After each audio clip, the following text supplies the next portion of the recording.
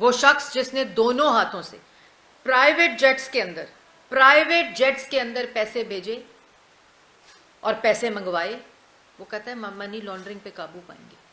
190 million बंद लिफाफे में काबीना से अप्रूव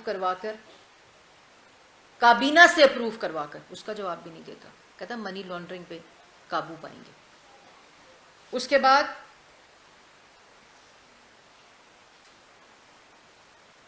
महंगाई की शरह हो